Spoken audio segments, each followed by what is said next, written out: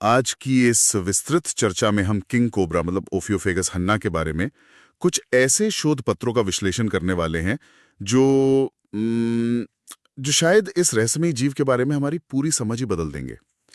अगर मैं कहूं कि दुनिया का सबसे खतरनाक सांप असल में एक आर्किटेक्ट और एक गायक का मिश्रण है।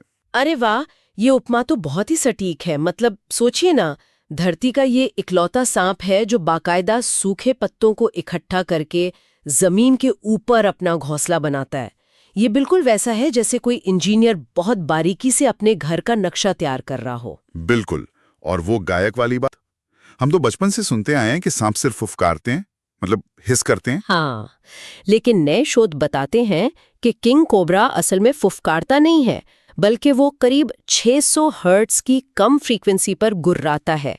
इसके गले में एक खास संरचना होती है जिसे ट्रेकियल डायवर्टिचुला कहते हैं। अच्छा, तो क्या ये मतलब किसी गिटार के खाली हिस्से की तरह काम करता है जो आवाज को अंदर गूंजने में मदद करता है? बिल्कुल सही पकड़ा आपने।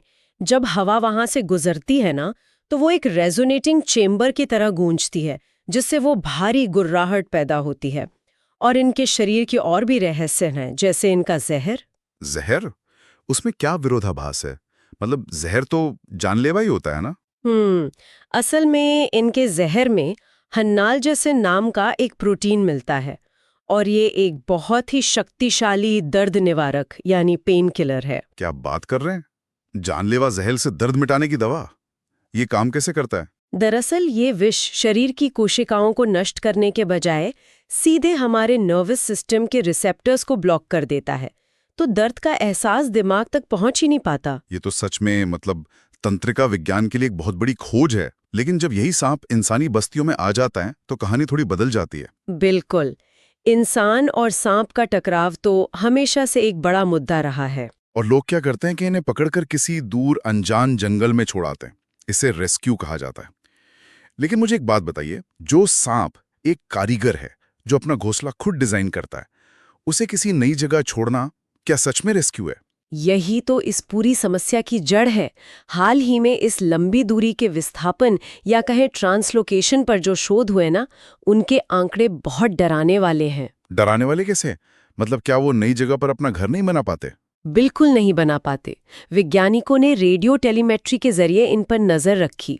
डेटा से पता चला कि विस्थापित किंग कोबरा का प्राकृतिक जीपीएस पूरी तरह खराब हो जाता है और वो बुरी तरह भटक जाते हैं। तो वो बस चलते ही रहते हैं? हाँ, जो वहां के स्थानीय कोबरा होते हैं, उनकी तुलना में ये विस्थापित सांप 3 गुना ज्यादा बड़े इलाके में भटकते हैं, लगभग 552 मीटर्स हर दिन। बाप रे, इतना ज्यादा? और इस लगातार भटकने के भारी तनाव के कारण वो शिकार करना और प्रजनन करना तक छोड़ देते हैं। वो पुराने छिपने के बिलों का भी इस्तेमाल नहीं कर पाते।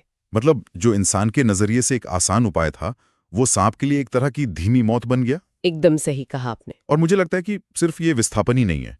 अगर हम बदलते आवास की बात करें, क्योंकि इन्हें घोंसला बनाने के लिए एवरग्रीन ब्रॉडलीफ मतलब सदाबहार चौड़े पत्तों वाले पेड़ों की जरूरत होती है, तो जलवायु परिवर्तन का मतलब तो इनके लिए बेदखली का नोटिस हुआ ना?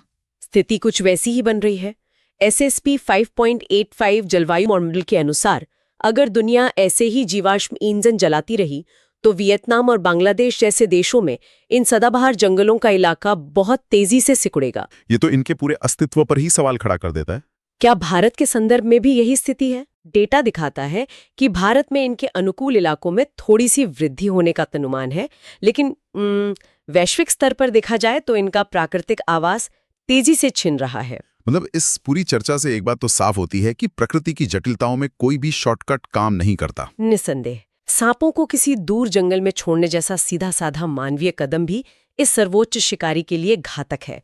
जब तक हम पूरे इकोसिस्टम को नहीं समझेंगे, हमारे फैसले नुकसान ही पहुंचाएंगे। बिल्कुल। और अंत में स्रोतों से निकला एक ऐसा विचार जो वाकई गहराई से सोचने पर मजबूर करता है।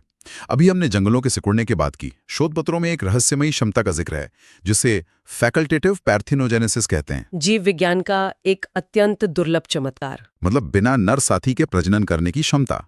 तो सवाल ये उठता है कि जब मौसम में बदलाव और इंसानी दखल के कारण इनके जंगल छोटे छोटे टुकड़ों में बंट जाएंगे, और जब ये शानदार सांप बिल्कुल अकेले पड़ जाएंगे, बिल्कुल, तो क्या प्रकृति का ये बिना साथी के प्रजनन वाला गुप्त हथियार ही इस शाही प्रजाति को विलुप्त होने से बचाने का आखिरी जरिया बने रहा। एक ऐसा रहस्य जो शायद भविष्य ही सुलझाएगा।